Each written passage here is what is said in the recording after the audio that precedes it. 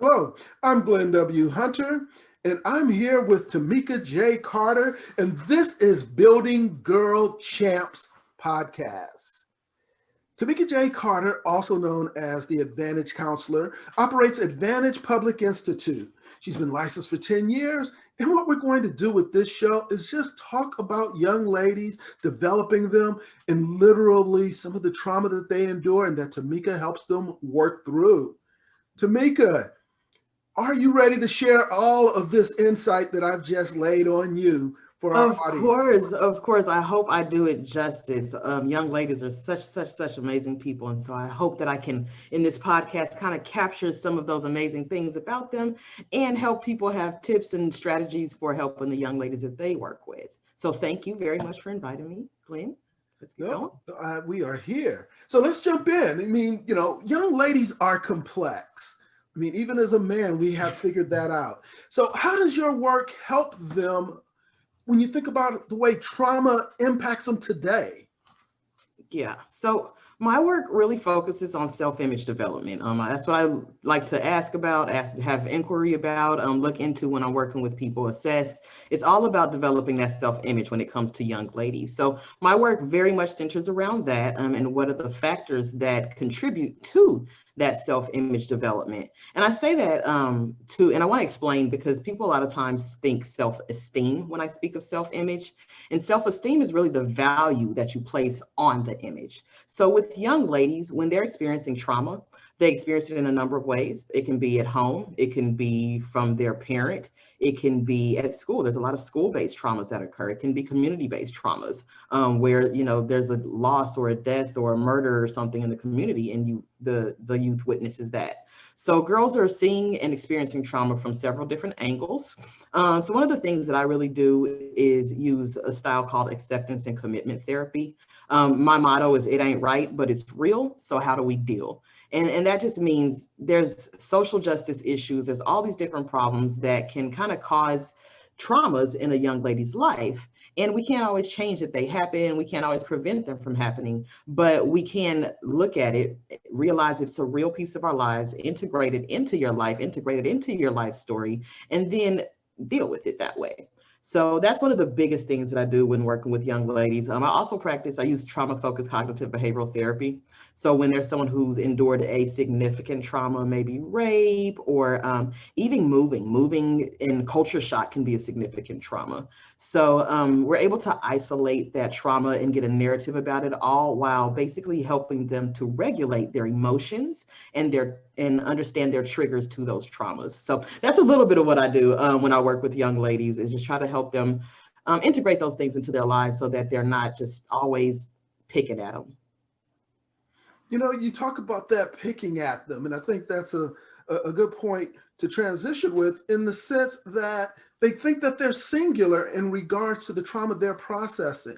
How do you let them know that this is acceptable behavior in the aggregate, even though it does need some treatment? Yeah, it's crazy. It's just like grief. So I tell people within that first couple of weeks after a grief or a loss, you don't know what you might get out of a person's mouth. And trauma can be like that. When someone is triggered, you don't know exactly what's going to happen. And so a good counselor is going to help you identify what those triggers are and what subsequent behaviors come out. They're also going to help you kind of look at if there's belief systems behind them that are fueling those different behaviors. So when we're working with young ladies, that's what I try to do, is let them know that, these are some of the extreme things that I've seen with trauma. I might give them an example of someone who's done something really extreme. And then there are also subtle areas where you can see kind of small effects of trauma in people. So I kind of give them an idea of the range of what I've seen and tell them, hey, this is a confidential and a safe space. So anything you say here stays here. So let it out. Yeah. You're talking about having that trust building, that foundation with them. What we do see now is that there's the opportunity for some unique modern challenges. There are some things that are going on now. The pandemic's an excellent example of it, that just haven't been seen by this generation. What are some of the unique modern challenges that are more subtle for young ladies as they're ascending to womanhood in this day and age? Oh yeah, COVID hasn't hasn't helped anything. Well, you know what? Let me give that back. COVID has helped us have a space for self-reflection. And so one of my colleagues did say, I think everyone who at least attempted therapy or some sort of coaching during this phase will probably come out better on the other side. So some of the modern challenges with young ladies are, again, focused around those stages of self-image development. So again, I study self-image, and I also look at how that develops throughout a young lady's lifespan, particularly African-American girls. And so my stages are exploring, defining, and solidifying. So during the solidifying stage is where they're really kind of deciding how they're going to interact based off of the identity that they've developed along the other stages. So by 12, 13, they're kind of interacting with their peers. They're, playing different roles. So, and they're typically, gender-based roles. So somewhere between 10 and 12, they are able to start solidifying who they are, who they believe they are, how they should act in certain situations, how to behave in dating situation, friendship, jobs, so on and so forth. And so right around this time, they're starting to compare themselves more. That's why around 12 or 13, parents feel like they've lost influence over their children, and the children's friends have gained that influence because they're doing a lot of social comparison. Whatever they think they are, whoever they are identifying as, is going to be hinged upon their social group mostly. So that's one of the things that as parents we kind of have to look at is who are they hanging around. And I know that's kind of an old school thought process, and a lot of times parents don't want to be in their kids' business, but you do want to know that, because whoever they're becoming is going to be hinged upon who they're hanging with. So if they're hanging with thugs, then they may decide they're a thug. If they're hanging with the pretty girl crew, then that may be what they decide they're going to be. So and it may not have a lot to do with how you raise them or what values you put in them. So as they're ascending into womanhood, you just want to check for that. You want to make sure that you're checking for mood disorders as well, or having someone licensed assessed for those, myself. Because they're really just changing so much, and there are just so many different changes along the way. There's so many developmental stages that are happening back to back to back, that you want to make sure that the young lady that you love is kind of progressing through those stages in a healthy manner, and not just kind of racking up a bunch of trauma, misunderstandings, misconceptions about life and how to deal with people. You talk about those changes, and I think they appear on both sides. I mean, the parents and the child. Parents know better than others. I mean, we're not getting any younger either. So when you think about in your practice, what are common missteps that modern parents make as they're developing their young ladies? Oh, let me count thy ways. No, and I am a parent, right? I am a parent of three lovely daughters, and they are all very different. And I have, made a good thousand mistakes at least on the first kid. So, so some of those mistakes are number one, just assuming they're okay, assuming they know things, assuming they're okay. A lot of times we as adults don't separate the knowledge that we have, that we acquired throughout life at 30 plus or whatever. We don't separate that. We don't realize, okay, we got that, we acquired that, and then we kind of expect our child to know all the things that we acquired along the way. And so we'll relate to them in a way as if they should know certain things, and they just don't. So that's one of the big problems we have, is just kind of assuming they're good, assuming they're okay, assuming they know how to handle their emotions, assuming they even know how to identify emotions. You don't know how many kiddos I've worked with who were 14, 15 years old and don't know how to identify discontentment, or anything past happy, sad, or mad, discouragement, jealousy. And so assuming that kids can just do that, as a parent, we're really missing the mark. We got to make sure we're letting them verbalize emotions. We got to make sure we are talking about our own emotions with them. Another big area we feel, and I'm going to kind of go mom, dad wise on this one. A lot of times moms have intergenerational trauma. So there are issues that which you were traumatized when you were a youth. Maybe your mom was traumatized. Maybe someone was, harmed abusively, or someone was hurt by a family member. And we pass on the feelings and behaviors that came from that trauma. So when you as a parent are not aware of certain traumas in your life, if you have maybe pushed certain things under the rug or called something that it wasn't, just to kind of make it soft and warm and cuddly.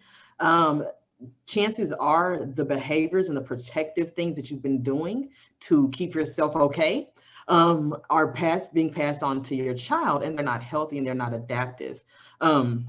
So I think that's one of the biggest issues is when I look at moms, is not really realizing that they have been traumatized, that they have a right to do their own healing work, right? Like I love when I get a young lady in and then her mom, like 3 sessions in, is like, actually, do me too. So, and that is so cathartic. It is so cathartic. One of the things I truly believe is that if you can work with the mom-daughter bond, you can bring healing into a young lady's life. And a lot of times that bond was disrupted in younger years because, of course, as they age, they just get weird. They get weird. Like I said, I've got 2 teenagers. They get weird. So now I'm going to flip to dads. Dads, again, on that it gets weird tips, somewhere around 12, your daughter starts changing. She looks different. She talks differently. She's so sensitive. You don't know what's going to set her off, what's going to make her happy. They're just really, really weird. So a lot of times dads withdraw because the same kid you could chunk up in the air, swing around, do all kinds of fun physical activities with is different. And so that gets weird for dads, especially stepdads. It can be even harder, right? Because this is a child who's now blossoming into womanhood, and you want to make sure you have a safe boundary. You don't want to do anything that looks weird, but you love her deeply and you want to have that connection. And what happens is a lot of times dads pull back and the daughters want that connection. And so because there's a weirdness and that's a lot of times akin to physical features, they pull back physically, intimately, and so they don't have that bond anymore. And between the ages of 11 and 13, dad's most important. That's what research shows. That's who daughters need. Between those ages, they need dad to be there to tell them who they are, who they think they are, who they're gonna be, and just to really just pump up their heads. So that is one of the things I see with dads is they kind of fall back at that age and then kind of leave it to mom. And it's like, I don't get her. She's a teen. She's got hormones. I don't know what to do with her. That's you. So dad's got to stay present, stay there. I know they treat you as if they don't like you, but they really do. They really want you there, no matter what their face says. I think it's important that you do talk about that relationship with dads and the way you delineate it, even with stepdads, so that that connection is validated, because I think too often there is nowhere for the dad to turn. I mean, just because whether society or just overall confusion with this massive hormones that are coming at him at an unprecedented rate. Oh, yeah. So I think that insight is very valuable for the other side of the room as well. So I appreciate that personally and definitely in the context of what you're sharing for our audience. So speaking of this, building girl champs. Obviously that's the name of the podcast. That's you. Tell me about how that plays in to what you're doing. So I'm actually shy, right? So a little about me, and I won't share this picture with you guys yet. You're going to have to wait a couple podcasts in. But I started cheerleading really young in life. I was in the 4th grade when I started cheer, and I stuck with it, loved it, went all through high school, cheered all through college. Just that was my life. And I've had great opportunities because of it. I got a cheerleading scholarship. I've coached other cheerleaders. Even since I was like 12, I was teaching other young ladies how to cheer and mentoring. So that was half of my life, right? And then the other half, come about high school, was martial arts.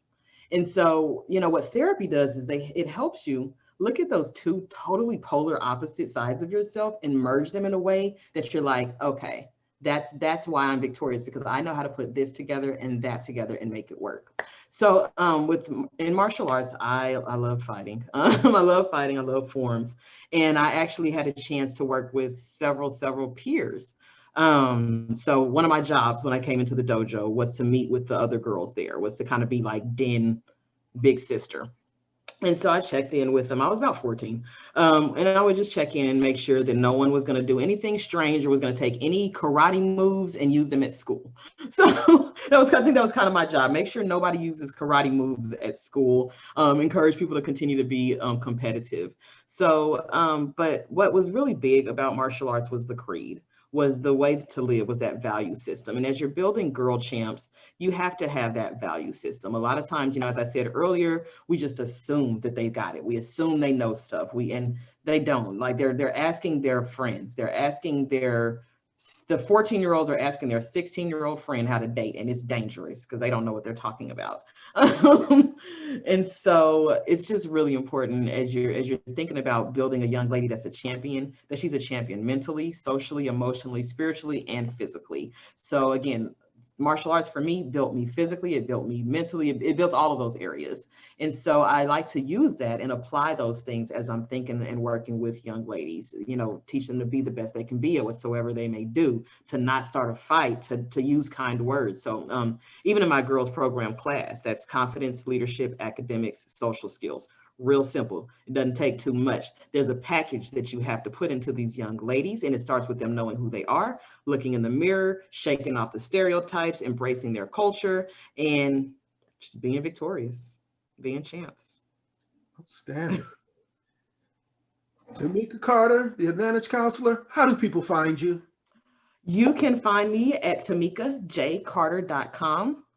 I am Tamika, Tamika jcarter.com. You can get on there and book a consultation so that we can chat about how to help you help your daughter, or how I can help your daughter directly, or we can get her engaged in some of our class groups that we are signing up for as we speak. Indeed. Tamika J. Carter, the Advantage Counselor, representing Advantage Public Institute.